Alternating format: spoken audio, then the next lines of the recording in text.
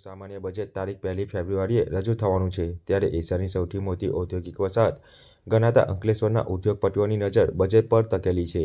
કેન્દ્ર સરકાર દ્વારા બજેટમાં ઉદ્યોગલક્ષી અનેક મહત્વપૂર્ણ જાહેરાતો કરવામાં આવશે તેવી ઉદ્યોગ જગતને આશા છે।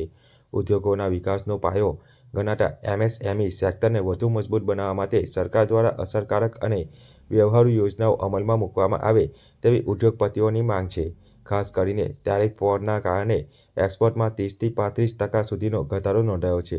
આવી પરિસ્થિતિમાં એક્સપોર્ટને ફરી ગતિ આપવા માટે સરકાર દ્વારા વિશેષ ઇન્સેન્ટિવ જાહેર કરવામાં આવે તેવી માંગ ઉઠી છે।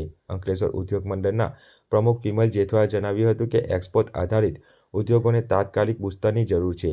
આ ઉપરાંત વોકલ ફોર લોકલ અભિયાનને પ્રાધાન્ય આપતા ઉદ્યોગપતિઓને વિશેષ છૂટછાટ અને પ્રોત્સાહન આપવાની પણ માંગ કરવામાં આવી છે। સ્થાનિક ઉત્પાદનને વધારવા માટે સરકાર તરફથી ટેક્સ રાહત અને અન્ય સહાય મળે તેવી ઉદ્યોગ જગતની અપેક્ષા છે। યુનિયન બજેટ રજૂ થવા જઈ રહ્યું છે, ઉદ્યોગોને રિલેટેડ તમે શું આશા અને અપેક્ષાઓ રાખી રહ્યા છો? સૌપ્રથમ તો નમસ્કાર સૌને।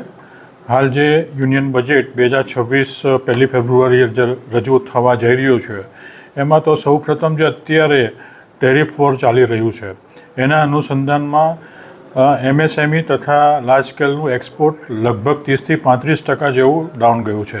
તો એને બૂસ્ટર મળે એના માટે કોઈ ઇન્ટેન્સિવ સરકારશ્રી જાહેરાત કરે એવું હોવું જોઈએ। બીજું સાથે સાથે જે સરકારશ્રીની હાકલ છે કે લોકલ ફોર વોકલ, એમાં જો કોઈ ઇન્ડસ્ટ્રીઝ પોતાના 100% રો મટીરિયલ ઇન્ડિજિનિયસ વાપરે અથવા ઇન્ડિજિનિયસ પ્રોડક્ટથી પ્રોડક્ટ બનાવે તો સરકારશ્રી તરફથી એમને સ્પેશિયલ ઇન્ટેન્સિવ 1 કે 2% જેવું મળવું જોઈએ, જેથી કરીને એમને પ્રોત્સાહન મળે અને આપણે જે માનનીય નરેન્દ્રભાઈ શ્રી મોદીના જે આહ્વાન છે કે આવનાર દિવસોમાં આપણે 2nd કે 3rd નંબરની ઇકોનોમી પર જઈ રહ્યા છે એને આગળ વેગવંતુ બનાવવામાં મોટું પ્રોત્સાહન મળશે।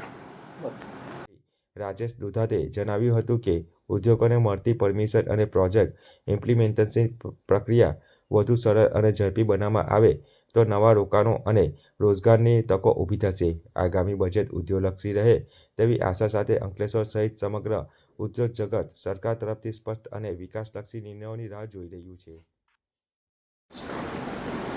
યુનિયન બજેટ રજૂ થવા જઈ રહ્યું છે, ખાસ કરીને ઉદ્યોગોને રિલેટેડ તમે શું આશા અને અપેક્ષા રાખી રહ્યા છો?